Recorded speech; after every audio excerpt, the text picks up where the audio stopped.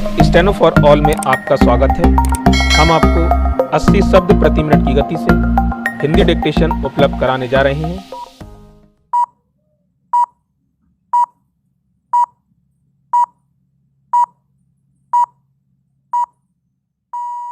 समकालीन आर्थिक परिवेश से समन्वय स्थापित करने तथा बाजार केंद्रित अर्थव्यवस्था के प्रति संवेदनशील संबंध की आवश्यकता को देखते हुए भारत सरकार द्वारा नीति आयोग के गठन की घोषणा 1 जनवरी 2015 को की गई। नीति आयोग का पूरा नाम national institute for transforming India है। योजना आयोग की प्रासंगिकता पर समय समय पर प्रश्न उठते रहे हैं, क्योंकि पुराने सोवियत मॉडल पर आधारित योजना आयोग द्वारा वर्तमान आर्थिक समृद्धि से सामंजस्य बिठाना मुश्किल हो रहा था। वर्तमान दौर परिवर्तन का दौर है। कोई संस्था अथवा संकल्पना जो कि वर्तमान में प्रासंगिक है, यह जरूरी नहीं कि भविष्य में भी उसकी उतनी ही प्रासंगिकता बनी रहे। इसलिए बदलती परिस्थितियों एवं आवश्यकताओं आदि के अनुसार प्रत्येक संस्था संकल्पना में बदलाव जरूरी हो जाता है। भारत सरकार द्वारा भी इसी बदलाव की आवश्यकता महसूस करते हुए आर्थिक समृद्धि के लिए सामूहिक उत्तरदायित्व तथा सहकारी संघवाद की अवधारणा को सुनिश्चित करने का प्रयास किया गया है। इसी क्रम में सरकार द्वारा योजना आयोग के स्थान पर नीति आयोग का गठन किया गया है। इस प्रयास के द्वारा जहां एक ओर केंद्र राज्य संबंधों को बल मिलेगा, वहीं दूसरी ओर जन केंद्रित सहभागी विकास की अवधारणा भी मजबूत होगी।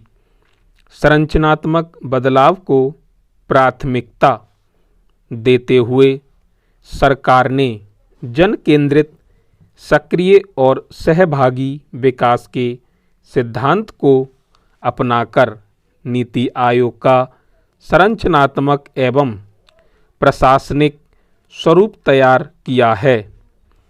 इसमें सभी राज्यों के मुख्यमंत्री तथा केंद्र शासित प्रदेशों के उपराज्यपाल प्रशासकों को स्थान दिया गया है, जिससे आर्थिक समृद्धि में नीति आयोग की मुख्य भूमिका तथा राष्ट्रीय अंतर्राष्ट्रीय महत्व के विभिन्न नीतिगत मुद्दों पर केंद्र तथा राज्य सरकारों को आवश्यक रणनीतिक तथा तकनीकी परामर्श देने की होगी। आर्थिक नीति आयोग एक परामर्शदात्री संस्था होगी।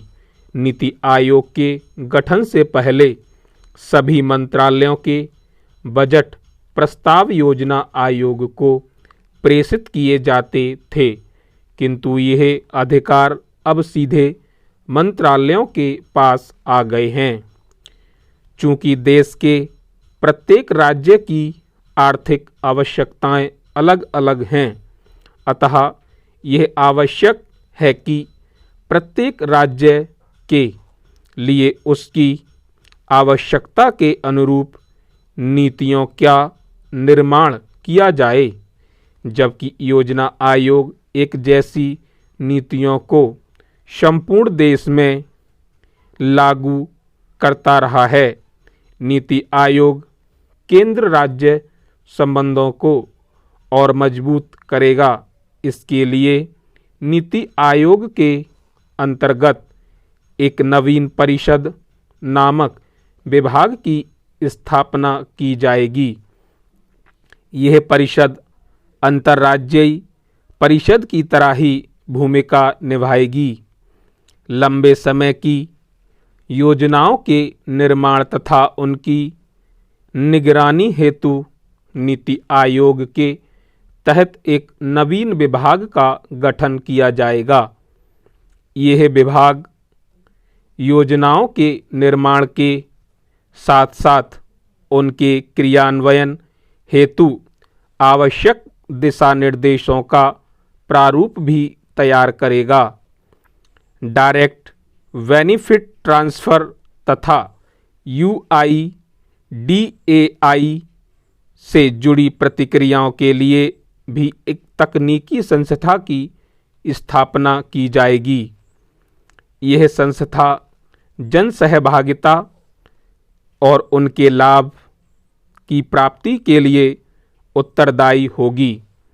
वर्तमान की समस्याओं और आवश्यकताओं के निर्धारण हेतु तथा भविष्य की संभावनाओं के प्रति दूरदर्शिता दिखाते हुए नीति आयोग अपनी नीतियों और कार्यक्रमों का निर्धारण इस प्रकार करेगा जिससे कि वर्तमान के साथ साथ भविष्य के सामाजिक और आर्थिक लाभ सुनिश्चित किए जा सकें। स्टॉप। डिक्टेशन लिखने के पश्चात अगर आपको PDF चाहिए तो आप हमारे टेलीग्राम ग्रुप से जुड़ सकते हैं। टेलीग्राम ग्रुप में जुड़ने के लिए लिंक डिस्क्रिप्शन में दे रखा है, वहाँ से आप